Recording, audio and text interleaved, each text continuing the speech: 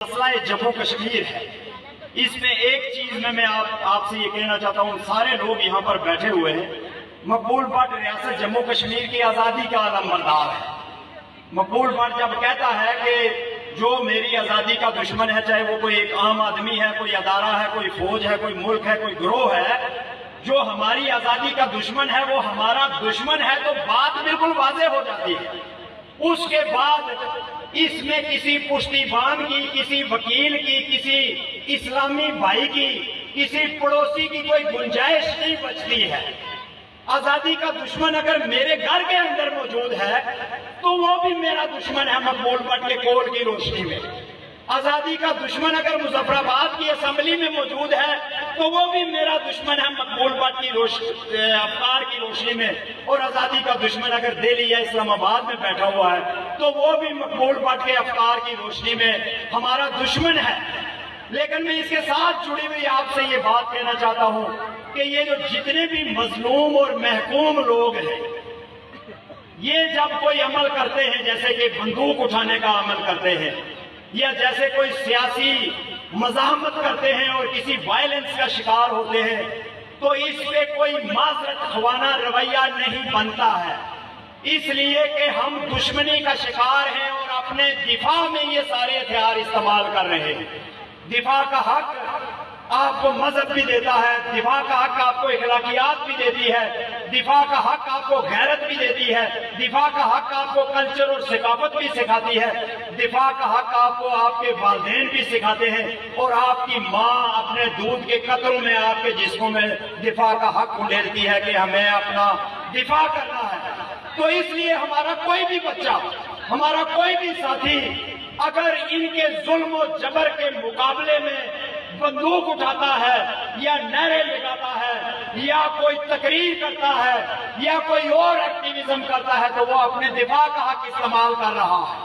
وہ کوئی دہشت گردی نہیں کر رہا ہے، وہ کوئی غیر انسانی کام نہیں کر رہا ہے، بلکہ وہ ایک غیر انسانی قبضے، غیر انسانی جبر کے خلاف اپنے دفاع کا جو حق ہے وہ استعمال کر رہا ہے۔ اس لیے ہمیں ان سارے پہلوؤں پر بھی ہمیں بحیثیت قوم، یہ وہ پہلو ہیں جو ہمیں تفریقوں میں ڈالتے ہیں۔ ہمیں ایک نقطے پہ متفق ہونا ہے۔ بہت سارے دوست ہیں، بہت سارے لوگ ہیں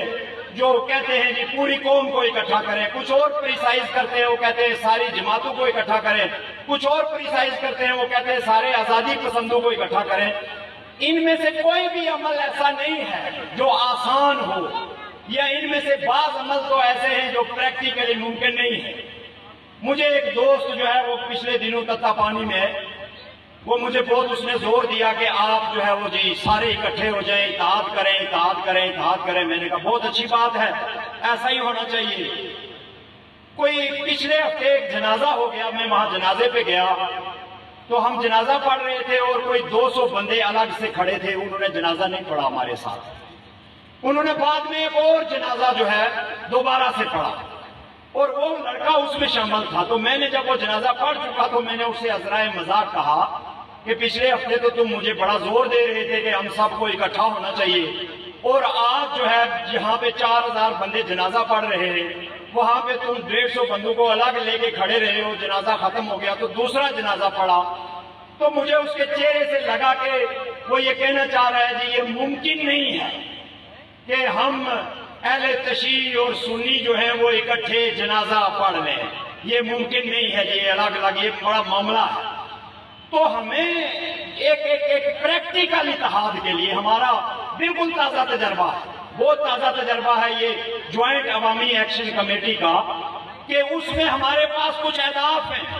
کوئی ٹارگٹ ہے اور ایک ایجنڈا ہے جس پہ کسی کو کوئی اعتراض نہیں ہے، تو سارے لوگ اس میں متفق ہیں، کوئی اختلاف نہیں ہے۔ ایک ہی جگہ، ایک ہی چوک میں، ایک ہی احتجاج میں، ایک ہی دھرنے میں سارے بیٹھے ہوتے ہیں، نہ کوئی پارٹی کی تفریق ہے، نہ کوئی نظریے کی تفریق ہے، اس لیے کہ ایک کامن منیمم ایجنڈا ہے۔ تو وہ سارے دوست جو یہ چاہتے ہیں کہ ہم اکٹھے ہو کر چلیں، تو میں یہ ان سے گزارش کروں گا کہ ہمیں ایک کامن منیمم ایجنڈا ڈیولپ کرنا ہے کہ ہم نے اگلے عرصے میں، اگلے سال، اگلے مہینے، 2 مہینے کے بعد یہ والا کام کرنا ہے، یہ ہمارے ایجنڈے کا حصہ ہے، اور یہ سارے ہم مشترکہ طور پر مل کر کریں گے تو اس سے یہ ہوگا کہ کم از کم جو آپ ایک لایانی ایکسرسائز کرتے ہیں کہ ساری پارٹیوں کو اور سارے لیڈروں کو اکٹھا کر دیا جائے تو یہ کوئی ایک جماعت بن جائے، آپ اس لایانی ایکسرسائز سے بچ جائیں گے، یہ ممکن نہیں ہے۔ اور نہ پوری قوم کو اکٹھا کرنا ایک جگہ پہ ممکن ہے۔ یہ تاریخ انسانی سے اور جو ہماری